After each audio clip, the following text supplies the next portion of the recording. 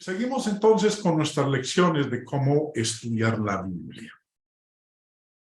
Y a medida que continuamos con nuestro estudio del lenguaje figurado, analizamos las figuras retóricas que se encuentran con frecuencia en la Biblia.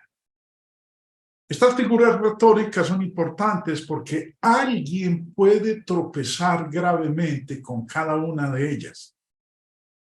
Es más, denominaciones enteras han llegado a existir simplemente porque alguien entendió mal una figura de retórica en particular. Aprender a reconocer e interpretar este tipo de lenguaje figurado nos va a ayudar a discernir la Biblia con precisión por nosotros mismos.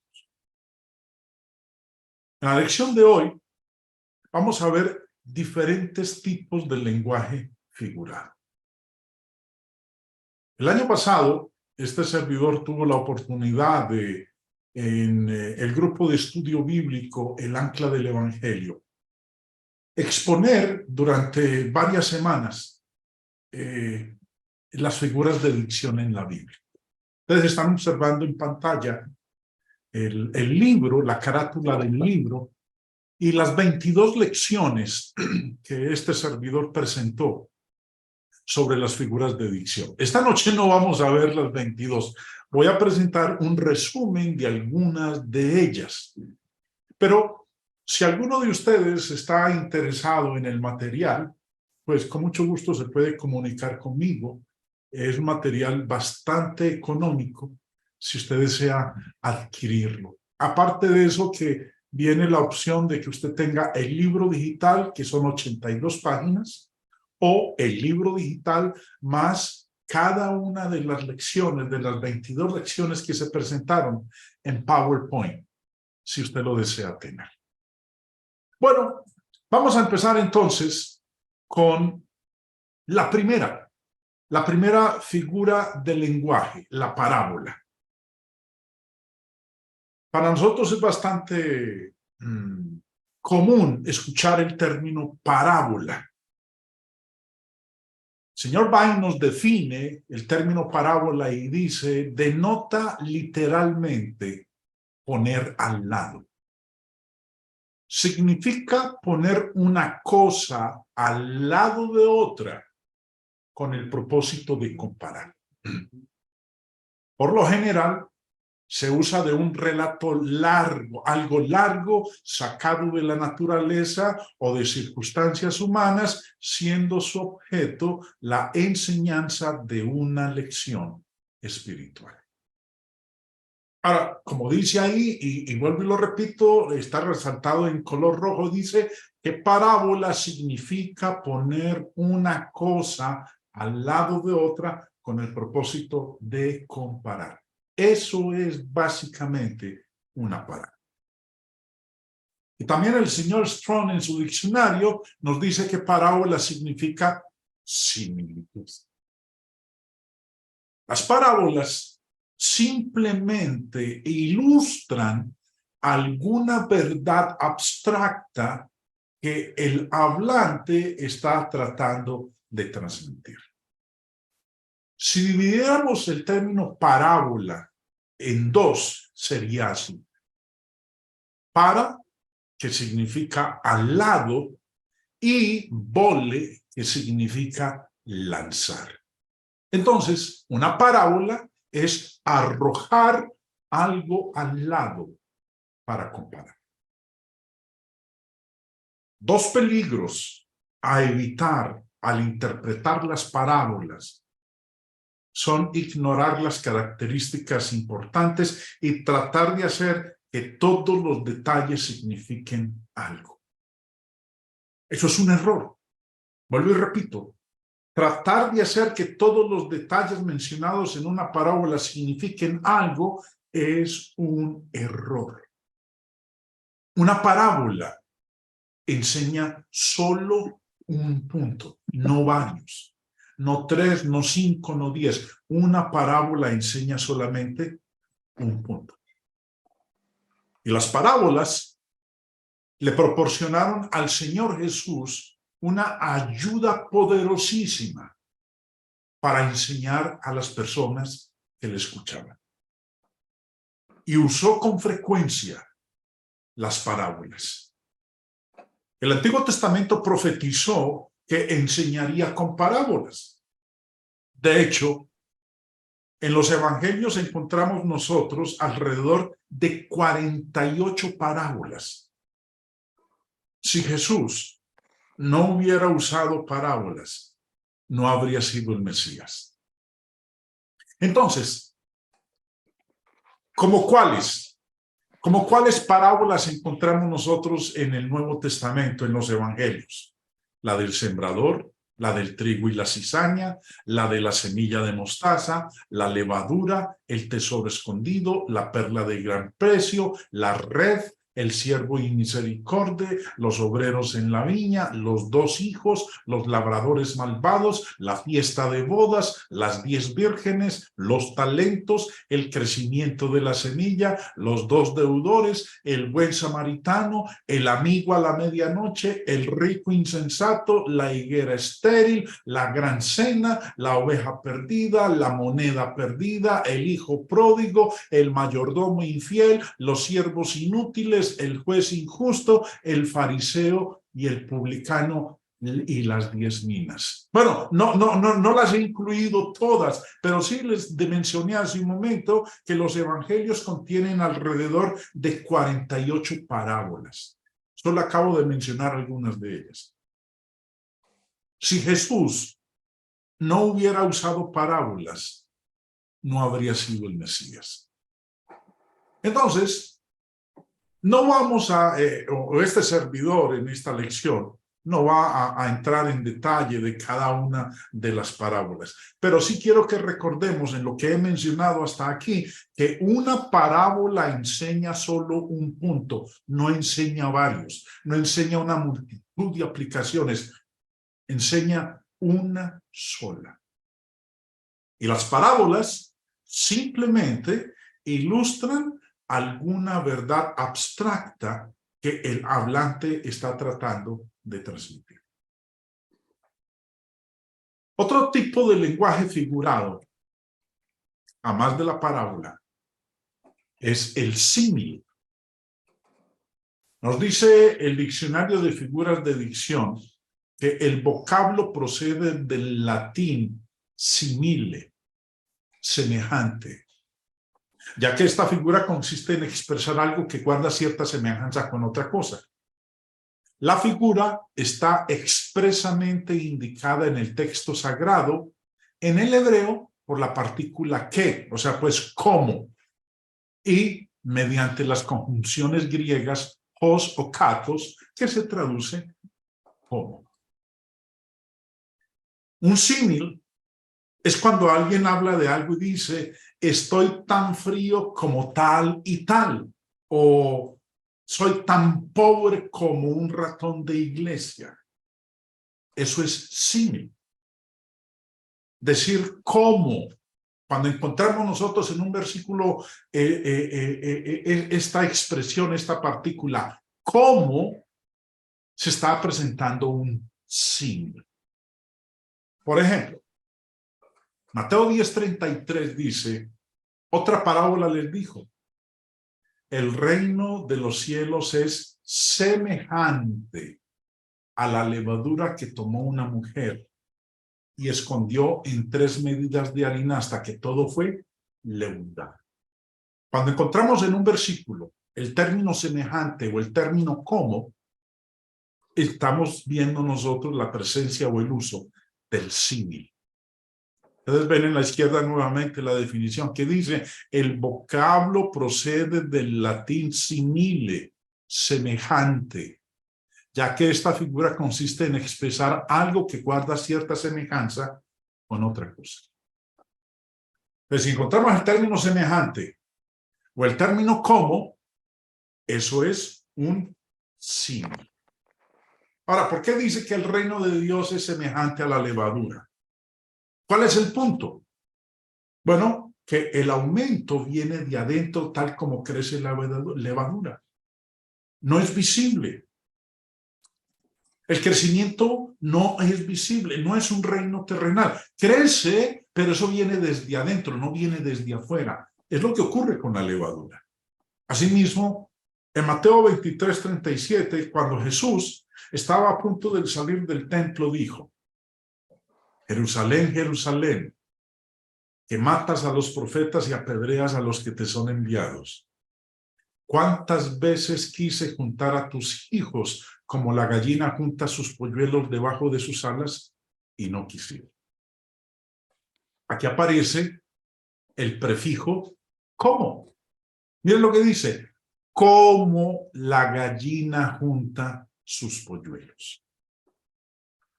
Bueno, obviamente Jesús no era una gallina y ellos no eran polluelos.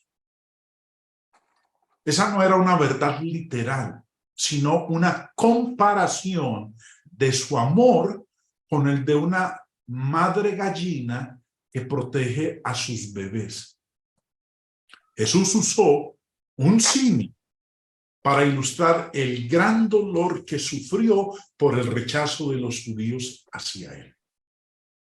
Cuando encontremos entonces nosotros este prefijo, esta partícula como, en un versículo en donde se hace esta semejanza: ¿cuántas veces quise juntar a tus hijos como la gallina? Está haciendo una semejanza. Eso es un símil. Juan 14, en primera de Pedro capítulo 1, Pedro contrasta lo que es engendrado por el hombre con lo que es engendrado por Dios. Y la semejanza que quiere presentar, o su referencia, es a su permanencia. Miren lo que dice: porque toda carne es como hierba, y toda la gloria del hombre como flor de la hierba. La hierba se seca y la flor se cae, mas la palabra del Señor permanece para siempre. La referencia es a su permanencia. El hombre no tiene estabilidad en nada de lo que hace o produce. Entonces Pedro concluyó: toda carne es como hierba, y toda la gloria del hombre como flor de la hierba. La hierba se seca y la flor se cae. Y Pedro usó un símil para demostrar que la fragilidad del hombre es como la hierba que se marchita y se seca en comparación con cómo la palabra de Dios permanece para siempre. Un símil hace una declaración. No es una historia como la parábola. Esa es una gran diferencia entre los dos. Vuelvo y repito, un símil hace una declaración. Toda carne es como, mientras que una parábola es una historia. Otro tipo de lenguaje, la metáfora. Nos dice el señor Bullinger en su diccionario de figuras de dicción que esta figura, del griego metáfora, transferencia, consiste en transferir a una cosa sin previo aviso el significado de otra, por cierta analogía que existe entre ambas. Se distingue del símil en que éste anuncia de antemano la semejanza por medio del adverbio como. Por ejemplo, mientras el símil dice toda carne es como hierba, la metáfora dice que toda carne es hierba. Esa es la gran diferencia entre el símil y la metáfora, ¿sí? El símil anuncia de antemano la semejanza, la metáfora no. La metáfora dice directamente. La figura está siempre en el verbo ser. En el caso de la metáfora, la figura está siempre en el verbo ser. En el símil usa el adverbio como. Vuelvo y leo. La figura está siempre en el verbo ser. el cual expresa una analogía entre el sujeto y el predicado, no una literal identidad. Dicha analogía es a veces muy profunda, por lo que su hallazgo es para nosotros entonces una sorpresa. Un ejemplo, Mateo 5:13. Recuerden, la figura de la metáfora está siempre en el verbo ser, el cual expresa una analogía entre el sujeto y el predicado, no una literal identidad. Jesús dijo a los judíos en Mateo 5:13, vosotros sois la sal de la tierra. Recuerden que la metáfora, la figura está siempre en el verbo ser. Y aquí vemos que cuando dice vosotros sois, está utilizando el verbo ser. Vosotros sois la sal de la tierra. Eso es una metáfora. Ahora, los judíos no eran literalmente sal. Jesús entendía eso. Todo el mundo lo entendía. Pero ese lenguaje figurado llevaba a algunos significados más allá de lo literal. Los judíos iban a ser la sal de la tierra en su influencia sobre la sociedad, pero la mayoría de ellos fallaron y habían perdido el sabor y la naturaleza conservadora de la sal. Jesús usó la metáfora de la sal para demostrar gráficamente cuán inútiles se habían vuelto, porque había perdido su sabor. En Juan 8, versículo 12, Jesús dijo, otra vez Jesús les habló diciendo, yo soy la luz del mundo. Él no era una luz literal. Ahora, si no era una luz literal, entonces, ¿cuál es el punto? El punto es permitir que las personas vieran hacia dónde se dirigían. Les ayudó a ver los obstáculos de la vida y el camino que debían seguir. Así como la iluminación es necesaria para nuestra experiencia terrenal, Cristo proporciona iluminación espiritual para nuestra existencia espiritual. Ahora, un pasaje que es familiar para la mayoría de nosotros es en Juan 14:6, donde el Señor dijo, yo soy el camino y la verdad y la vida. Nadie viene al Padre sino por mí. Yo soy el camino. Es la palabra estándar para un camino. Jesús no es un camino literal, pero es nuestro acceso a Dios. Mateo 26 tiene que ver con la cena del Señor. Jesús dijo, y tomando la copa, y habiendo dado gracia, les dio diciendo, bebed de ella todos, porque esto es mi sangre del nuevo pacto, que por muchos es derramada para remisión de los pecados. Cuando no se le presta atención a esta figura de lenguaje, sino que se toma de manera literal, podemos caer en el error del catolicismo romano, que dicen que ese cáliz se convierte literalmente en la sangre de nuestro Señor Jesucristo. Ahora, la Biblia dice que si fuera sangre literal, los cristianos no podrían haberla bebido, ya que comer sangre está prohibido. Ahora, lo que está hablando aquí nuestro Señor Jesucristo es una metáfora. Está expresando una analogía entre el sujeto y el predicado, no una literal identidad. Recuerden, la metáfora, la figura de la metáfora está siempre en el verbo ser. Por eso estamos hablando de los tipos de lenguaje figurado. El ignorarlo nos lleva a nosotros a entendimientos totalmente equivocados o a la creación de doctrinas que no aparecen en las Escrituras, como la doctrina de la transubstanciación por parte del catolicismo romano, en lo que estamos leyendo en este capítulo 26 del Evangelio de Mateo. Primera de Corintios 11 dice, y habiendo dado gracias, lo partió y dijo, tomad, comed, esto es mi cuerpo, que por vosotros es partido. Haced esto en memoria de mí. Ignorar que esto es una metáfora es lo que ha llevado a la doctrina católica romana de la transubstanciación, que el pan se convierte literalmente en el cuerpo de Cristo y que el jugo de uva se convierte literalmente en la sangre de nuestro Señor Jesucristo, porque dice esto es mi cuerpo o esto es mi sangre. No, está hablando es de una metáfora. Estamos viendo aquí el uso de una figura de lenguaje que se llama la metáfora, la cual expresa una analogía entre el sujeto y el predicado, no una literal identidad.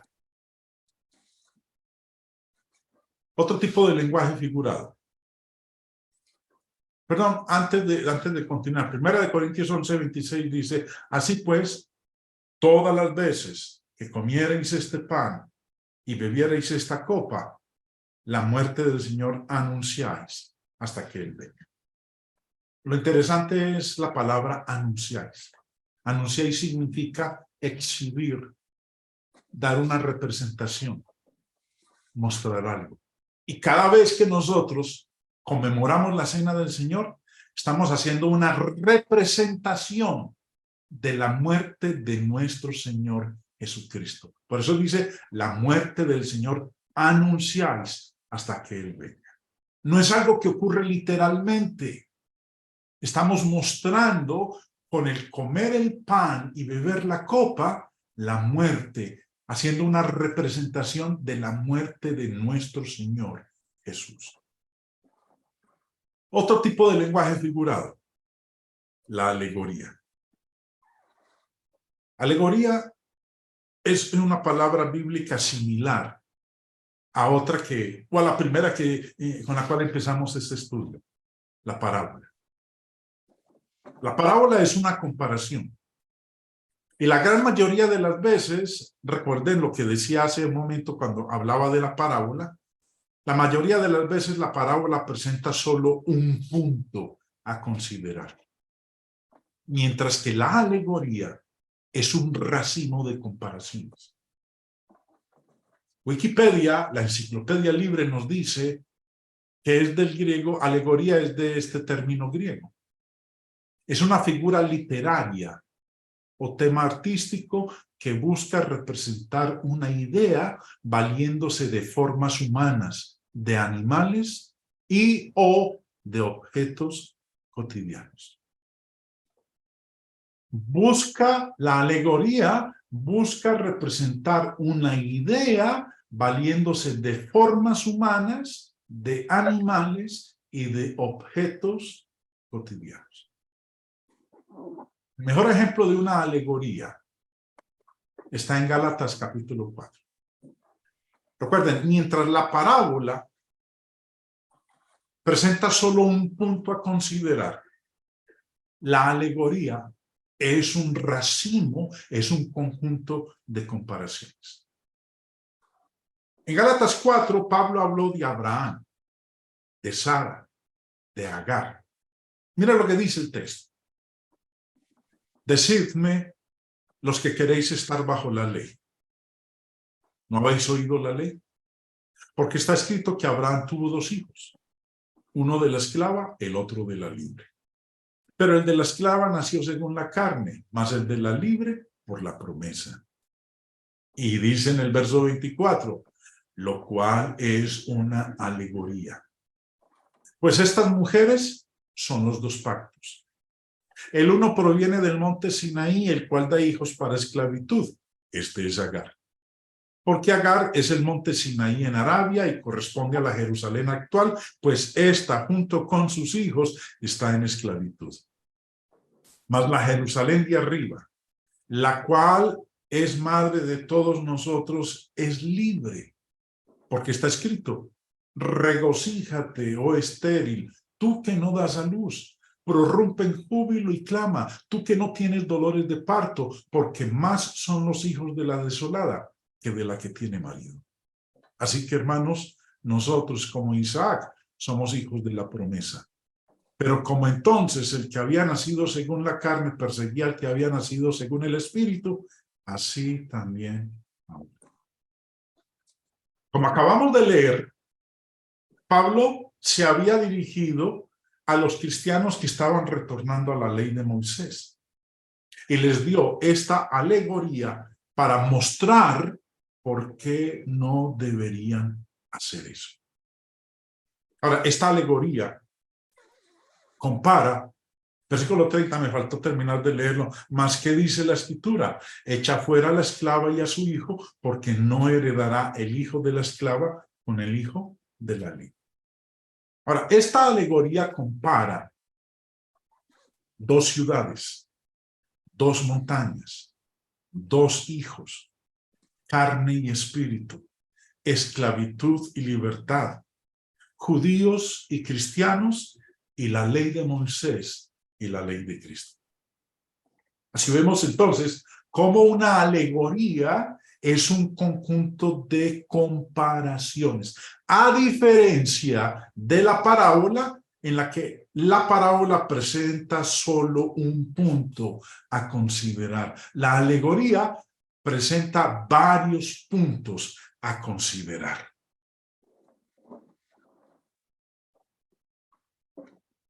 Otra alegoría larga, como esta que acabamos de leer, se encuentra en Efesios capítulo 6, donde Pablo habla de la armadura que debe vestir un cristiano cuando va a la batalla. Mire lo que dice: por lo demás, hermanos míos, fortaleceos en el Señor y en el poder de su fuerza. Vestíos de toda la armadura de Dios, para que podáis estar firmes contra las acechanzas del diablo. Porque no tenemos lucha contra sangre y carne, sino contra principados, contra potestades, contra los gobernadores de las tinieblas de este siglo, contra huestes espirituales de maldad en las regiones celestes. Por tanto, tomad toda la armadura de Dios para que podáis resistir en el día malo y, habiendo acabado todo, estar firmes. Estad pues firmes, ceñidos vuestros lomos con la verdad y vestidos con la coraza de justicia y calzados los pies con el apresto del evangelio de la paz. Sobre todo, tomad el escudo de la fe, con que podáis apagar todos los dardos de fuego del maligno. Y tomad el yelmo de la salvación y la espada del Espíritu, que es la palabra de Dios. Pablo habló de la armadura, el escudo, el yelmo. Habló de tener nuestros pies calzados con el apresto del evangelio de la paz. Vemos aquí que introdujo un montón de comparaciones, y eso es lo que constituye una alegoría. Muchas veces es difícil para los jóvenes pensar en envejecer. La vejez para un joven parece tan lejana que llamar su atención y prepararse para sus últimos años es casi imposible. Pero en Eclesiastés 12, el predicador usó una alegoría para capturar la imaginación de los jóvenes y enseñarles a aprovechar al máximo esos primeros años. Dijo: acuérdate de tu Creador en los días de tu juventud, antes que vengan los días malos y lleguen los años de los cuales digas: no tengo en ellos contentamiento. Antes que se oscurezca el sol y la luz y la luna y las estrellas y vuelvan las nubes tras la lluvia. Cuando temblarán los guardas de la casa y se encorvarán los hombres fuertes y cesarán las muelas, porque han disminuido, y se oscurecerán los que miran por las ventanas. Pareciera que Salomón, el predicador, está hablando de personas mayores que se ocupan de una casa vieja. Pero no, El predicador está usando una alegoría para retratar el cuerpo humano envejecido a fin de animar a sus lectores a servir a Dios en su juventud.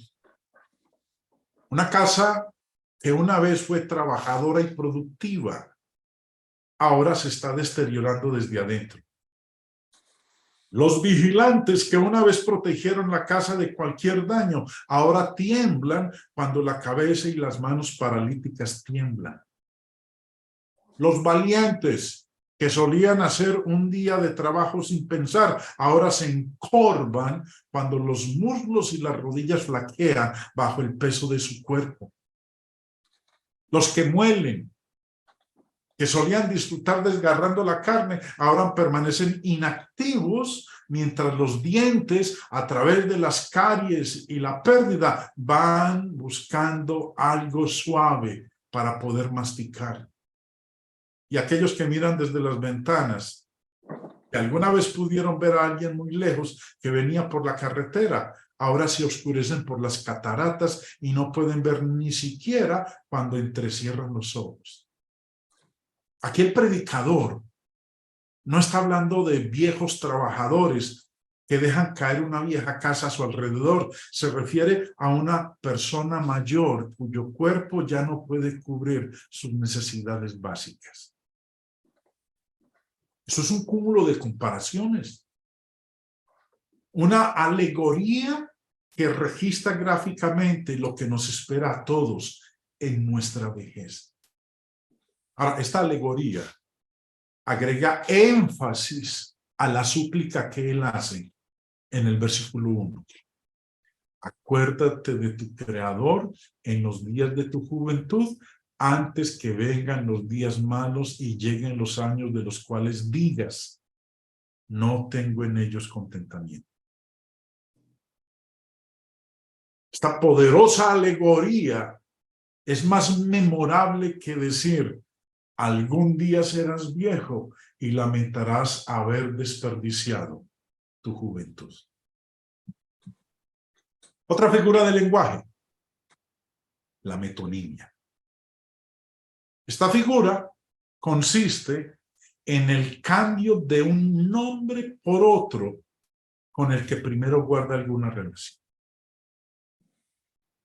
Vuelvo y repito, metonimia consiste en el cambio de un nombre por otro con el que el primero guarda alguna relación. Y un buen ejemplo es la historia del hombre rico y Lázaro. Ayer hablábamos acerca de esto cuando estábamos estudiando acerca de las figuras del lenguaje. Conocemos muy bien la historia. Lucas 16 nos habla a nosotros de el hombre rico y Lázaro. Ambos se murieron y se fueron para el Hades. Y en el Hades, el hombre rico llamó a Abraham y le dijo, tengo 5 hermanos. Y le estaba pidiendo a Abraham que permitiera que Lázaro volviera al mundo de los vivos para que fuera a advertirle a esos 5 hermanos que tenía. Por eso dice, porque tengo 5 hermanos para que les testifique a fin de que no vengan ellos también a este lugar de tormento. Sus hermanos eran su preocupación. Yo no quiero que ellos vengan a este lugar de tormento. Mire la respuesta que Abraham le dio. A Moisés y a los profetas tienen. Óiganos. Surge la pregunta. ¿En qué sentido tenían a Moisés y a los profetas? ¿Los tenían literalmente? No tenían a Moisés y a los profetas literalmente. Es más, Moisés había estado muerto durante 1500 años. La mayoría de los profetas estaban muertos y se habían ido. Sin embargo, Abraham dijo, a Moisés y a los profetas tienen. Ahora, este es un uso de metonimia, de nombrar a Moisés y a los profetas cuando realmente estaba hablando de sus escritos, de sus enseñanzas. ¿Qué eran lo que tenían los 5 hermanos del hombre rico? Tenían los escritos de Moisés, tenían los escritos de los profetas. Moisés hacía 1500 años que se había muerto, pero él había dejado sus escritos. Lo mismo había ocurrido con los profetas. Juan 5, el Señor Jesús nos explica muy bien al respecto. Y mire lo que dice, verso 46. Porque si creyeseis a Moisés, me creeríais a mí, porque de mí escribió él. Miren lo que dice, si creyeses a Moisés. Ahora, ¿qué era creerle a Moisés? Creer a sus escritos. Verso 47, pero si no creéis a sus escritos, ¿cómo creeréis a mis palabras? Cuando Jesús dice aquí, si creyeses a Moisés, hace 1500 años que han pasado 1500 años desde la muerte de Moisés. ¿Pero qué tenían de Moisés? Los escritos de él. Ahora, eso es metonimia. Consiste en el cambio de un nombre por otro con el que primero guarda alguna relación. Se cambia Moisés por sus escritos. Hay una relación entre ellos dos. Jesús usó la metonimia. Los hermanos, los 5 hermanos del hombre rico, tenían acceso a los escritos de Moisés y los escritos de los profetas. No a los hombres mismos en persona. Tenían acceso a lo que ellos habían escrito. Eso es metonimia. Hoy en día tenemos a los apóstoles. ¿Qué tenemos de los apóstoles? Sus escritos.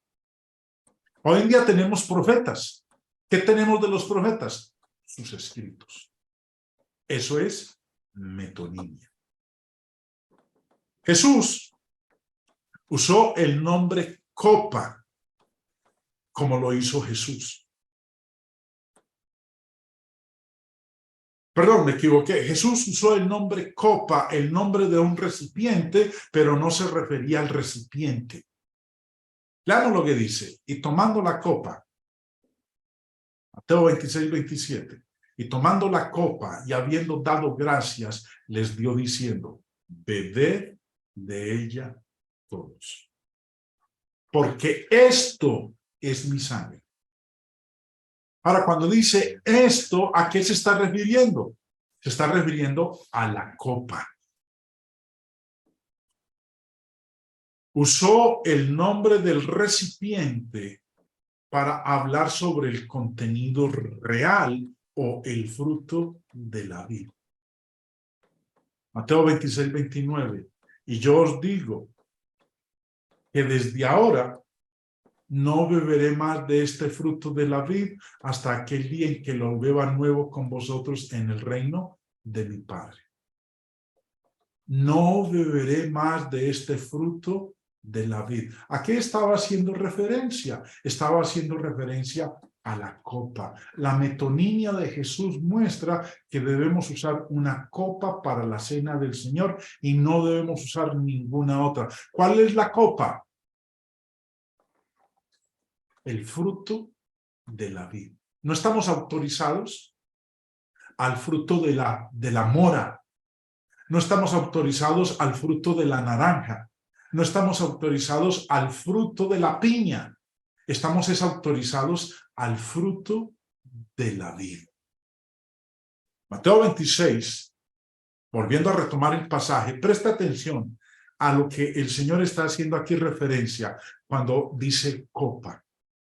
Y tomando la copa y habiendo dado gracias, les dio diciendo, bebed de ella todos. Y tomando la copa, en el verso 28 dice, porque esto es mi sangre. La copa es la sangre. Hay un caso de metonimia. La copa se cambia por la sangre, o la sangre hace referencia a la copa. Y tomando la copa y habiendo dado gracias, les dio diciendo, bebed de ella todos. Ahora, porque esto es mi sangre del nuevo pacto que por muchos es derramada para remisión de los pecados. La copa es la sangre. No está haciendo referencia al contenedor, está haciendo referencia al contenido.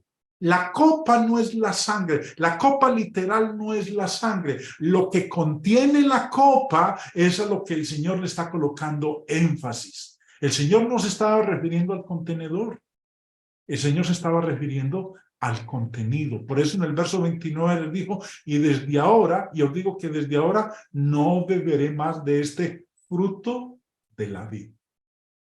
En el verso 27, ¿qué había dicho? Y tomando la copa y habiendo dado gracias, les dio diciendo, bebed de ella todos. ¿Qué iban a beber? No la copa literal, sino lo que estaba contenido en la copa. Lucas 22, versos 17 y 18. Y habiendo tomado la copa. Y preste atención a lo que dice el verso 18, porque os digo que tomad esto, me adelanté. Y habiendo tomado la copa, dio gracias y dijo, tomad esto y repartidlo entre vosotros. ¿Qué era lo que iban a repartir? ¿La copa literal? ¿La iban a partir en pedacitos y la iban a repartir? No, cuando dice repartirlo entre vosotros, se estaba refiriendo al contenido que había en la copa. Por eso dice en el verso 18, porque os digo que no beberé más de este fruto de la vid hasta que el reino de Dios venga. Algo muy interesante, mis hermanos, es que hoy en día nosotros bebemos la misma copa. La copa que utilizó el Señor Jesús en el primer siglo, la copa que utilizó la iglesia en el primer siglo, es la misma copa que hoy utilizamos nosotros cada primer día de la semana cuando estamos conmemorando la cena del Señor. Presta atención a lo que dice 1 Corintios 10. La copa de bendición que bendecimos, ¿no es la comunión de la sangre de Cristo? El pan que partimos, ¿no es la comunión del cuerpo de Cristo? Siendo uno solo el pan, nosotros, con ser muchos, somos un cuerpo, pues todos participamos de aquel mismo pan. Voy a resaltar en el verso 16 y 17 varias cosas, y quiero que le presten atención en pantalla. La copa de bendición que bendecimos, el pan que partimos. Pablo habla en plural. Habla de que bendicen la copa, no varias copas. Habla de que parten el pan, no varios panes. Y en el verso 17 dice, siendo uno solo el pan. Nosotros, con ser muchos. Antes de seguir con la lectura, hermanos, permítanme explicar lo siguiente.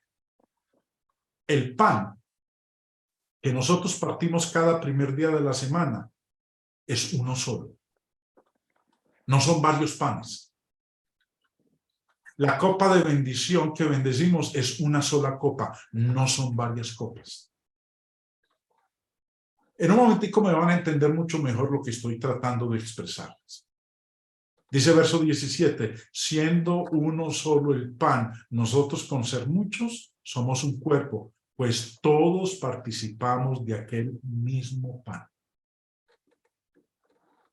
El domingo, cuando nos reunimos como iglesia, los hermanos que se reúnen en su ciudad, Manizales, Miami, Argentina, México, etcétera, todos estamos participando del mismo pan. No estamos participando de un pan diferente.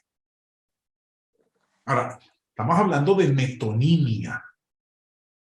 Ahora, si no me entendió usted lo que estoy diciendo aquí, de que la copa que nosotros tomamos el primer día de la semana es la misma copa que los hermanos en Bogotá, en Ciudad de México, en Monterrey, en Santiago de Chile, en Lima, en Caracas, están bebiendo la misma copa. No están bebiendo una copa diferente. Estamos bebiendo la misma copa.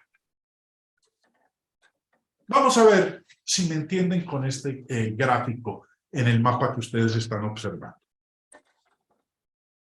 Pablo le escribe a la iglesia en Corinto. Pablo se encuentra en Éfeso, en Asia Menor. Ustedes observan ahí en el mapa la figura que representa al apóstol. En este momento Pablo está en Éfeso y es miembro de la iglesia de Cristo en Éfeso.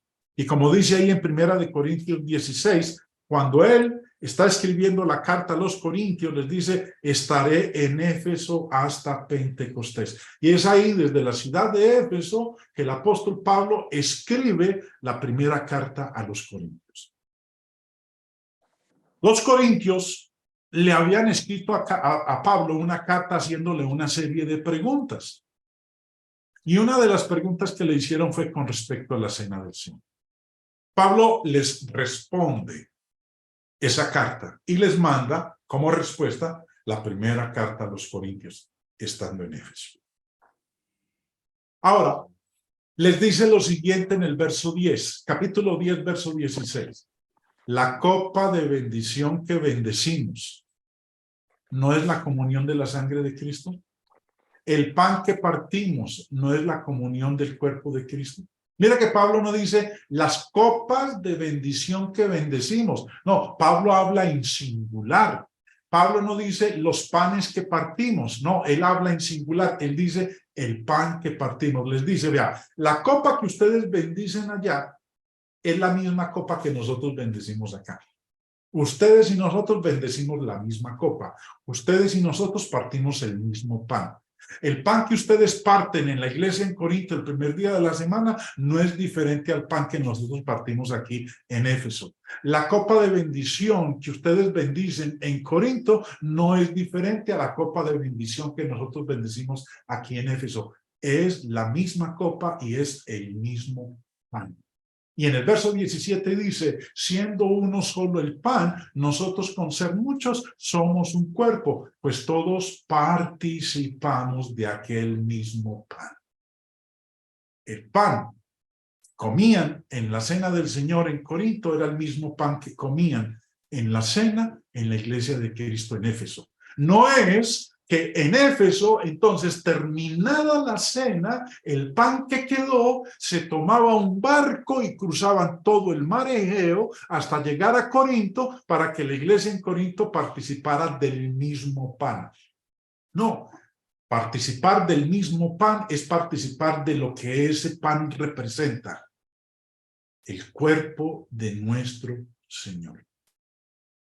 No importa que la forma del pan que se preparó en Corinto fuera diferente a la forma del pan que se preparó en Éfeso. Puede que el pan de Éfeso era redondo, el pan de Corinto era cuadrado o rectangular, pero seguía siendo el mismo pan. Porque está haciendo esa alusión no al elemento físico, sino a lo que representa ese elemento. El pan representa el cuerpo del Señor. Participamos del cuerpo del Señor. La copa representa la sangre de nuestro Señor. Entonces todos participaban de la misma sangre, no de una sangre diferente representada en el fruto de la vida. Esto es metonimia. Bueno, hermanos, a mí se me acabó el tiempo por el día de hoy. Vamos a dejar la segunda parte de esta lección para el día de mañana, si Dios lo permite.